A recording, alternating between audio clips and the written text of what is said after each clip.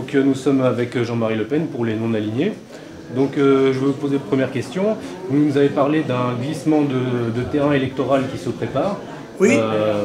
Qu'est-ce qui va se passer pour les prochaines élections selon vous? C'est ce que je pense qui va se passer parce que l'opinion très souvent est figée par un certain nombre de préjugés, comme elle serait tenue par des liens en quelque sorte, et quand ceux-ci se rompent, là, brusquement le décrochement est beaucoup plus important que s'il était simplement individuel, quoi. Je pense que l'opinion glisse comme cela par rapport à un certain nombre de phénomènes selon aussi l'évolution de la conjoncture. Et je crois que nous sommes dans un passage extrêmement bouleversé de la vie politique qui se caractérise principalement par le rejet massif de la classe politique tel qu'en témoignent les derniers sondages. Est-ce que selon vous, le Front National a les moyens d'affronter cette crise presque institutionnelle qui se présente? Il fera du mieux qu'il pourra. Il est évident que la crise a une telle profondeur qu'elle nécessite la mobilisation des Français. Il faut que les Français eux-mêmes participent à leur sauvetage, mais encore faut-il qu'ils aient confiance dans les gens qui vont les diriger. Or, très visiblement, ils n'ont plus confiance envers ceux qui les ont dirigés pendant 40 ans ou 50 ans. C'est ainsi, les seuls qui n'ont pas eu l'épreuve, en quelque sorte, des responsabilités, c'est le Front National. Mais l'expérience a prouvé que nos analyses et nos propositions, qui étaient réputées par nos adversaires comme étant excessives et violentes, eh bien, se révèlent être justes. Et les gens se disent, mais après tout, c'est eux qui avaient raison. Et dans ce cas-là, ben, pourquoi pas voter pour eux? Est-ce que vous pensez qu'on peut revenir sur 50 ans de trahison de la France, comme ça, et de destruction? Écoutez, j'ai dit souvent que l'analyse objective de la situation devrait nous rendre pessimistes. Parce que tout va très mal et tout va dans le mur. Mais la France est un pays qui a connu, dans son histoire très longue, des sursauts providentiels. Et donc, c'est la raison pour laquelle nous ne baissons pas les bras, nous ne posons pas le sac, on continue à se battre parce que je pense qu'elle est capable de ces sursauts-là. Si elle voit bien qu'elle est acculée à la disparition, à la mort, à l'esclavage, ce qui est la prévision la plus normale pour l'instant, eh bien, il est capable qu'elle se ressaisisse, que chacun se ressaisisse. C'est l'affaire de chacun des Français, aussi, avec en face de sa conscience. Il est bien évident que ça n'est pas Flamby qui va dynamiser la politique française, c'est sûr. Il arrive déjà à peine à dynamiser ses propres sentiments. Vous avez parlé de remplacement de population, de substitution de population. Est-ce que ce n'est pas le phénomène le plus grave? Et comment est-ce qu'on peut revenir? C'est le phénomène le plus grave.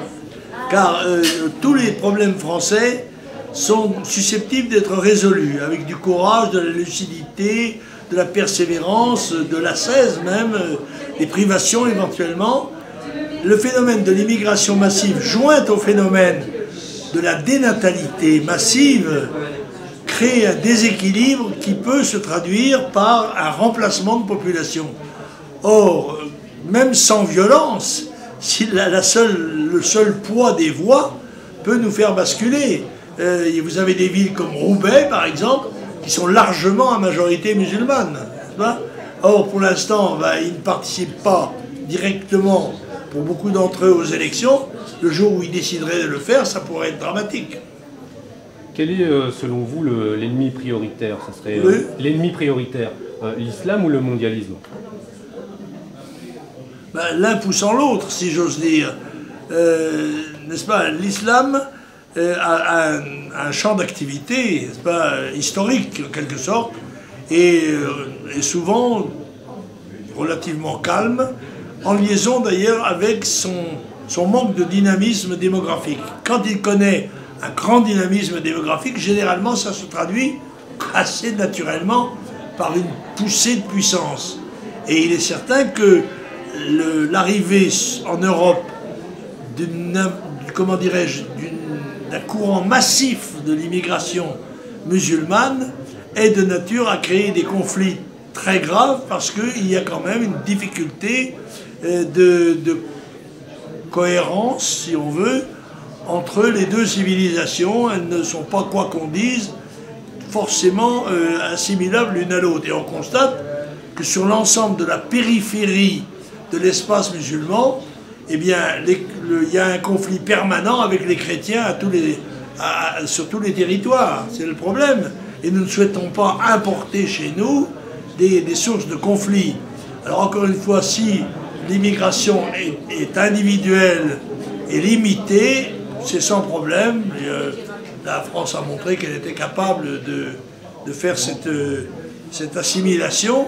Mais si c'est massif, pas seulement d'ailleurs les musulmans, mais les étrangers en général, eh bien ils ont tendance à se regrouper les uns avec les autres et à constituer des minorités communautaristes qui à ce moment-là deviennent imperméables à l'assimilation et à l'intégration.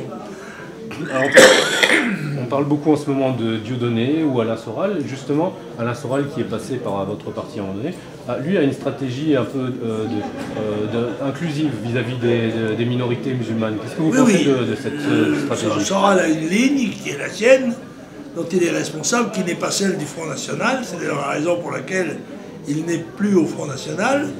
Mais voilà, encore une fois, c'est une tentative qui est respectable.